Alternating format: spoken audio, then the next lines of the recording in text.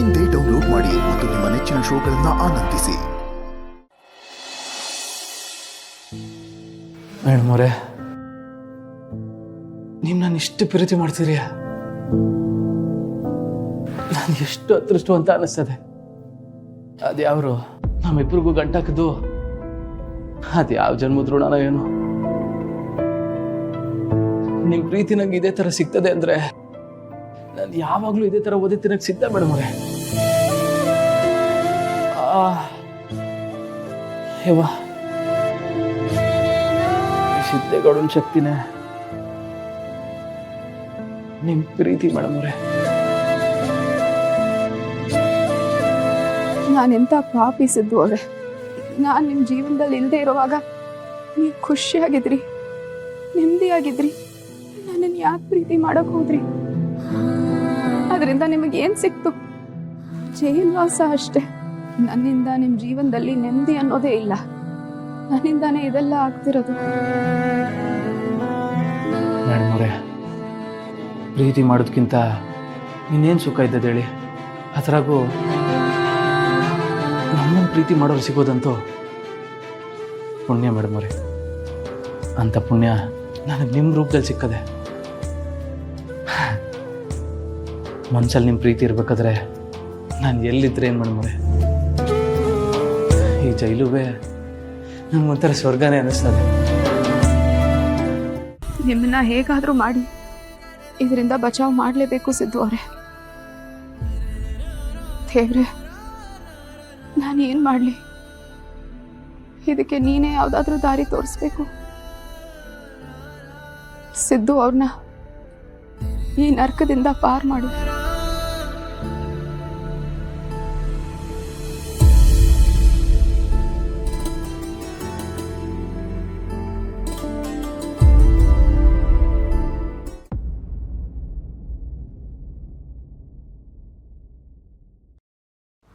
ಅಮ್ಮ, ಅಳ್ಬೇಡ ಕಣಮ್ಮ.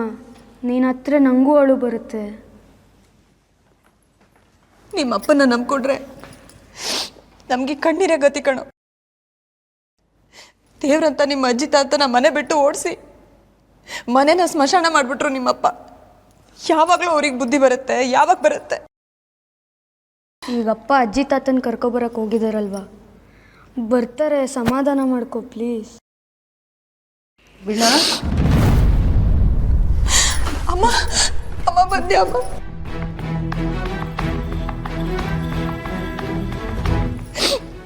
ಅಳ್ಬೇಡ ಕಣೆ, ಬೀಗ್ರೆಲ್ಲೂ ಹೋಗಲ್ಲ, ಮನೆಗೆ ವಾಪಸ್ ಬಂದೇ ಬರ್ತಾರೆ. ಇಲ್ಲಮ್ಮ, ನಂಗೆ ಯಾಕೋ ಹಾಗನ್ನಿಸ್ತಿಲ್ಲ. ಈ ಸಲ ಅತ್ತೆ ಮಾವ ಹೋಗಿದ್ದು ನೋಡಿದ್ರೆ ಬಹುಶಃ ಅವ್ರು ಮತ್ತೆ ಯಾವತ್ತೂ ಈ ಮನೆಗೆ ವಾಪಸ್ ಬರಲ್ಲ. ಅಯ್ಯೋ, ಹಾಗೆಲ್ಲ ಯೋಚನೆ ಮಾಡಬೇಡ.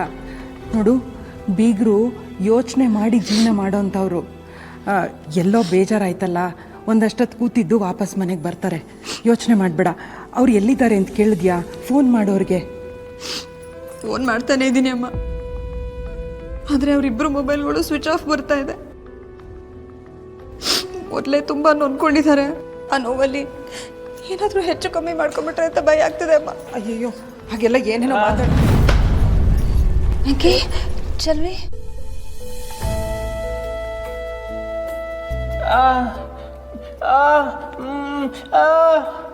ಅದು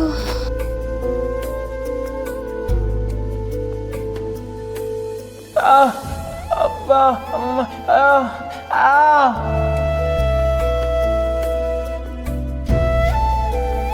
ವೆಂಕಿ, ಅತ್ತೆ ಮಾವ ಮನೆ ಬಿಟ್ಟು ಹೊರಟೋದ್ರು.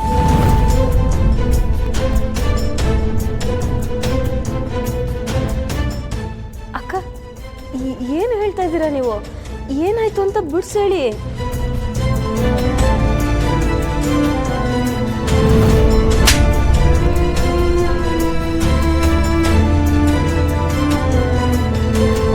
ಮಾಡಿ ಏನು ಗೊತ್ತಿಲ್ಲದೆ ಇರೋ ತರ ನಿಂತಿದ್ಯಾ? ಅವ್ರು ಯಾಕೆ ನೋಟಿಸ್ ಕಳಿಸ್ದೆ? ನಾನು ಬೆಳೆದಿರೋದು, ನಾನು ಕಷ್ಟಪಟ್ಟು ದುಡ್ದಿರೋದು ನಿಮ್ಮ ಸಂಪಾದನೆಯಿಂದ ಅಲ್ಲ. ತಿಂಗಳು ಕಳೆದ್ರೆ ಹೇಗೆ ಖರ್ಚು ನಿಭಾಯಿಸೋದಪ್ಪ ಅಂತ ಒಂದೊಂದು ರೂಪಾಯಿಗೂ ಒದ್ದಾಡ್ತಿರ್ತೀನಿ. ಇಲ್ಲಿ ಇವ್ರದ್ದು ಬೇರೆ ರಗಳೆ. ಇಲ್ಲಿ ಸಾಕು ಕಣೋ ಸಾಕು. ಎಂತೆಂತ ಮಾತಾಡ್ಬಿಟ್ಟಿಯಪ್ಪ. ಇದನ್ನೆಲ್ಲ ನಾವು ಕೇಳ್ಬೇಕಾಗಿದ್ದೆ ರೀ. ಇಂಥ ಲೆಕ್ಕಾಚಾರದ ಬದುಕು ನಮಗ್ ಬೇಡ ರೀ. ನಮಗೆ ಇವ್ರ ಸಮಾಸಾನೇ ಬೇಡ ಬೇಡ. ಮಾವ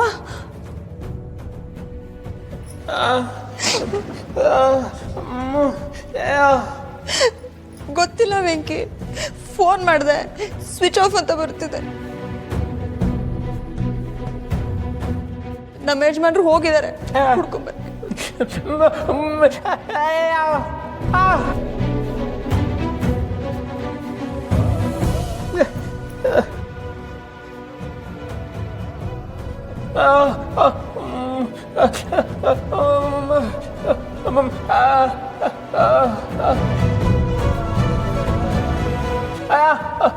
ಅಪ್ಪ ಅಮ್ಮ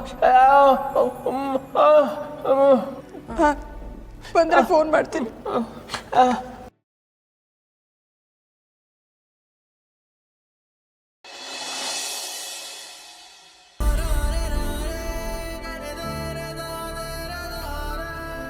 ನೀವು ಒಂದು ಮಾತು ಹೇಳಿದ್ರೆ ಸಿದ್ದು ಅವ್ರಿಗೆ ಬೇಲ್ ಸಿಗುತ್ತೆ. ಅವ್ರನ್ನ ಹೇಗಾದರೂ ಮಾಡಿ ಹೊರಗೆ ಕರ್ಕೊಂಬನ್ನಿ ಮಾವ ಪ್ಲೀಸ್. ನಾನು ಅವನ್ನ ಆಚೆ ಕರ್ಕೊಂಬಂದಂತ ಇಟ್ಕೋ, ಅದರಿಂದ ನನಗೇನು ಉಪಯೋಗ ಹೇಳು? ಅಂದರೆ ಒಂದು ಕೆಲಸ ಮಾಡು, ನೀನು ಅವನ್ನ ಬಿಟ್ಬಿಡು, ನಾನು ಅವನ್ನ ಜೈಲಿಂದ ಆಚೆ ಕರ್ಕೊಂಬಂದ್ಬಿಡ್ತೀನಿ. ದೇವ್ರೆ, ನಾನು ಯಾರಿಗೆ ಏನು ಅನ್ಯಾಯ ಮಾಡಿದ್ದೀನಿ ಅಂತ ನನಗೆ ಇಷ್ಟು ಕಷ್ಟ ಕೊಡ್ತಿದ್ಯಾ? ನಾನು ಈಗಿರೋ ಪರಿಸ್ಥಿತಿನಲ್ಲಿ ಸಿದ್ದು ಅವ್ರನ್ನ ಬಿಟ್ಟು ಬದುಕಕ್ಕಾಗತ್ತಾ? ಖಂಡಿತ ಇಲ್ಲ. ಜೀವನದಲ್ಲಿ ಮದುವೆನೇ ಬೇಡ ಅಂತ ನನ್ನ ಪಾಡಿಗೆ ನಾನಿದ್ದೆ.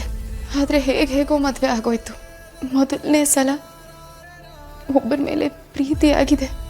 ಆದರೆ ಈಗ ಆ ಪ್ರೀತಿನೂ ನನ್ನಿಂದ ದೂರ ಮಾಡ್ತಿದೆಯಲ್ಲ. ನಾನು ಏನಂತ ತಪ್ಪು ಮಾಡಿದ್ದೀನಿ ಅಂತ ನನಗೆ ಇಷ್ಟೊಂದು ಶಿಕ್ಷೆ. ಈಗ ತಾನೇ ಹುಟ್ಟಿರೋ ಪ್ರೀತಿನ ಕತ್ತರಿಸಿ ಸಾಯಿಸು ಅಂದರೆ ನಾನು ಹೇಗೆ ತಾನೇ ಸಾಯಿಸ್ಲಿ?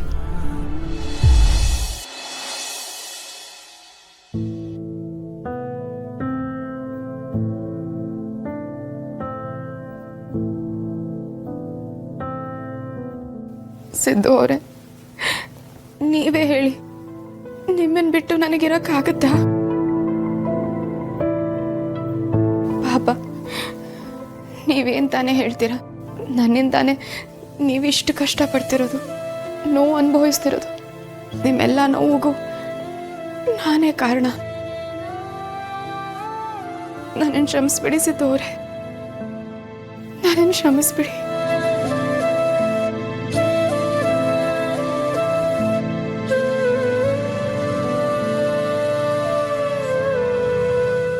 Lakshmi